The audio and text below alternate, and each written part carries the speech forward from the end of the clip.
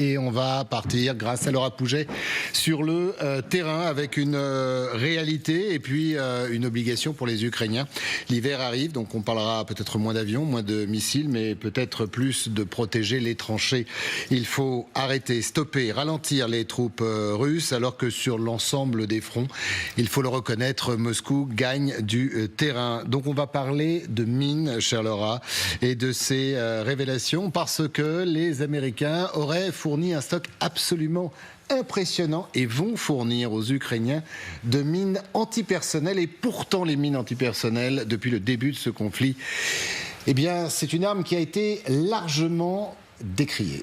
C'est le Washington Post, Christophe, qui le premier a révélé l'information. Voici ce qu'il écrit dans ses colonnes. Le Pentagone estime que la fourniture de mines est l'une des mesures les plus utiles pour aider à ralentir l'attaque russe. Précisons que dans cette fourniture, il s'agira de mines antipersonnelles non persistantes, c'est-à-dire équipées d'un dispositif d'autodestruction ou d'autodésactivation qui s'enclenchera au bout d'un certain temps afin de tenter d'empêcher qu'elles ne soient un danger pour l'après-guerre. Leur utilisation sera normalement limitée au territoire ukrainien avec une concentration attendue sur l'Est, le Donbass, où les Russes grignotent de plus en plus de terrain. Exemple possible, une pause de ces mines devant la ville de Pokrovsk, alors que les Russes se trouvent à seulement 7 km.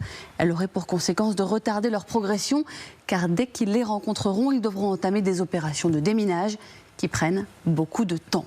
Les mines, cela sert à valoriser les défenses au niveau des points clés du terrain, me résumait tout à l'heure une source militaire. Il s'agit donc de fournir aux Ukrainiens un appui défensif alors qu'ils sont contraints de reculer chaque jour dans le Donbass. Laura, encore une fois, une ligne rouge et il a fallu du temps, peut-être trop de temps d'accord, à Biden pour la dépasser. Les États-Unis avaient déjà livré à l'Ukraine des mines antipersonnelles, mais d'un type différent, les mines Claymore, que vous voyez ici en photo. Elles sont placées au-dessus du sol et déclenchées soit par un opérateur, soit par des fils pièges, ce qui les rend moins aveugles que les mines classiques, c'est-à-dire moins susceptibles de toucher des civils. Car selon le Washington Post, si Biden s'est montré réticent à fournir des mines à l'Ukraine, c'est en raison des inquiétudes de son propre gouvernement et de nombreux militants anti-mines qui estiment que le risque pour les civils est inacceptable. Le rapport annuel de l'Observatoire des mines, publié aujourd'hui, souligne que l'Ukraine est déjà gravement contaminée par des mines terrestres et des restes d'explosifs de guerre, principalement en raison de leur usage par Moscou, qui aurait déployé 13 types de mines antipersonnelles sur le territoire ukrainien depuis 2022. Selon ce rapport, la Russie est d'ailleurs le possesseur du premier stock au monde. Ni elle, ni les États-Unis ne sont signataires de la Convention d'Ottawa, traité qui interdit l'utilisation de ces mines antipersonnelles, conclue à Oslo en 1997. L'Ukraine, elle, l'avait ratifié en 2005.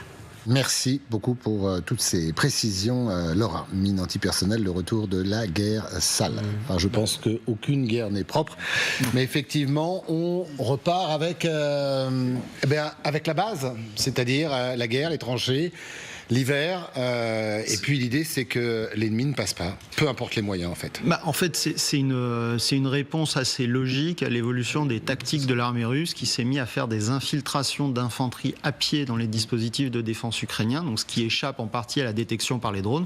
Donc quelle est la riposte à mettre en face? On piège le terrain avec des mines antipersonnelles pour que ces fantassins-là ne puissent pas progresser, ne puissent pas s'infiltrer. Jusque-là, il y a une logique militaire qui est assez implacable. Après, le terrain de toute façon sur la ligne de front, il est déjà pollué pour des années, voire des décennies après la fin de la guerre. Un rapport optimiste ukrainien parlait de 30 ans pour arriver à purger le sol.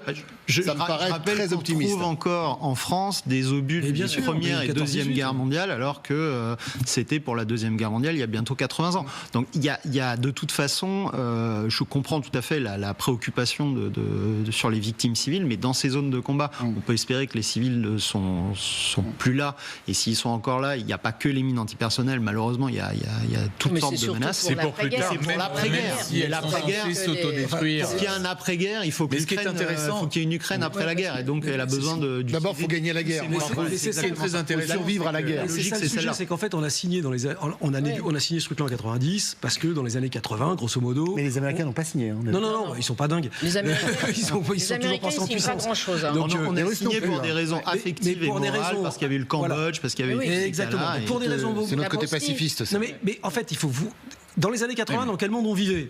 On pensait qu'on allait tous se faire des câlins et que la guerre, ça n'existait plus. On était capable de faire des opérations extérieures où là, pour le coup, on n'avait pas besoin de mines puisque c'est nous qui attaquions des gars qui nous embêtaient.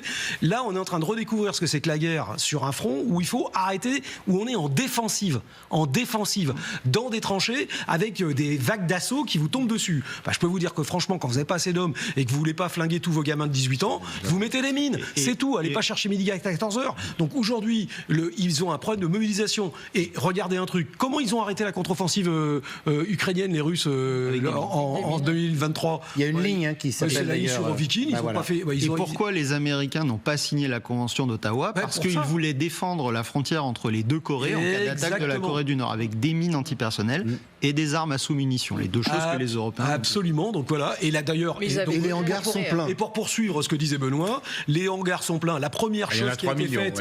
La première chose qui a été faite. Rappelez-vous, il y a quelques mois, le premier stock qu'ils ont trouvé, ça a été les sous-munitions, qui sont en fait des obus qui balancent des mines, quand même pas. Oui, c'est ça, faut appeler un chat à chat. Donc, mais très efficace sur le terrain. C'est très efficace, ils en avaient plein parce qu'ils n'avaient plus le droit de l'utiliser à cause des machins, donc paf, ils les ont filés, ça a quand même bien servi. Et maintenant, le cran d'après, c'est de mettre des mines. Et ne rêvons pas, dans les 20-30 prochaines années, je veux pas me faire engueuler par les Américains. On redécouvre la guerre d'antan.